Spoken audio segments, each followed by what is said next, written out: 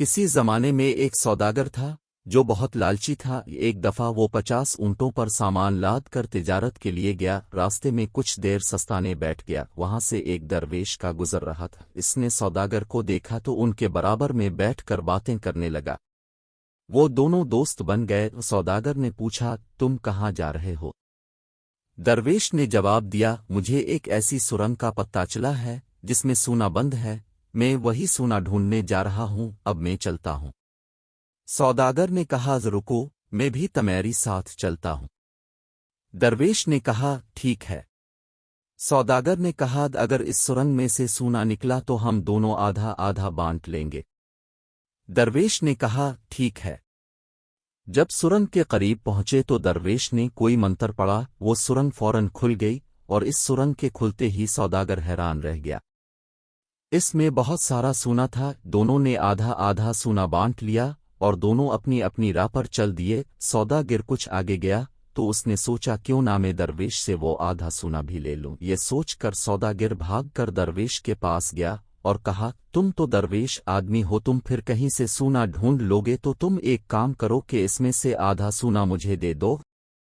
اسی طرح بہلا پھسلا کر اس نے درویش سے سارا سونا اپنے قبضے میں لے لیا۔ سوداگر اور درویش دونوں الگ الگ سمتوں میں روانہ ہو گئے۔ سوداگر نے سوچا کہ اس کے پاس ایک چھوٹا سا ڈبہ تھا، اس میں کیا تھا۔ سوداگر پھر دوڑ کر درویش کے پاس گیا اور اس سے کہا، تمہاری پاس جو ڈبہ ہے اس میں کیا ہے؟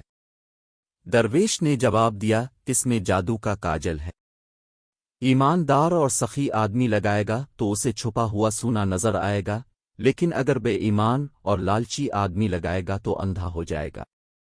سوداگر نے کہا، یہ میری آنکھوں میں لگا دو، کیونکہ میں تو بہت دیانت دار اور معقول آدمی ہوں۔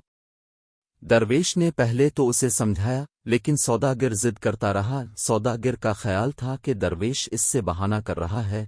آخر درویش نے سوداگر کی آنکھوں میں کاجل لگا دیا۔ کاجل لگنے کے بعد سوداگر نے آنکھیں کھولی تو اسے کچھ نظر نہ آیا۔ اس نے درویش سے کہا، تم نے مجھے اندھا کر دیا ہے تاکہ سارا سونا خود لے جاؤ۔ درویش نے کہا، میں نے تمہیں پہلے ہی خبردار کر دیا تھا، کیونکہ مجھے معلوم تھا کہ تم نے بدنیتی سے میرے حصے کا سونا بھی ہتھیے لیا ہے اور اس کا جل سے تمہیں نقصان پہنچے گا۔ اب سوداگر درویش کے آگے گانے لگا، اے درویش، میری خطا معاف کر، میں عید ایمانداری سے زندگی بسر کروں گا، ضرور تیرے پاس اس کا جل کا تریاک بھی ہوگا، خدا کے واسطے میری بینائی بحال کر، کچھ کر۔ درویش بولا، ایک شرط پر تیری بینائی واپس آ سکتی ہے، جلدی بتا، مجھے تیری ہر شرطیں منظور ہے۔ درویش نے کہا، جتنا سونا تمہاری پاس ہے یہ سب غریبوں میں تقسیم کرنا ہوگا اور عیدیں بھی مصیبت زدہ لوگوں کی مدد کرنی ہوگی۔ سوداگر نے درویش کے پاؤں پکڑ لیے، میں وعدہ کرتا ہوں اپنی تمام دولت سے ضرورت مندوں کو آرام پہنچاؤں گا۔ درویش نے جیب سے ایک چھوٹی سی ڈبیا نکالی، اس میں سرما تھا۔ سوداگر کی آنکھوں پر سرما لگایا تو تھوڑی دیر بعد اسے دھند لاس نظر آنے لگا۔ اس نے درویش کا شکریہ ادا کیا، پھر وہ دونوں ایک ساتھ ایک ہی طرف روانہ ہوئے۔ راستے میں انہیں غریب لوگوں کی بستیاں ملے۔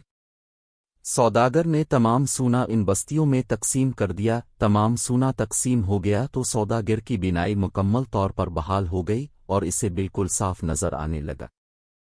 درویش نے کہا، تم اپنی سخاوت کا عمل جاری رکھنا، ورنہ پھر سے اندھے ہو جاؤ گے۔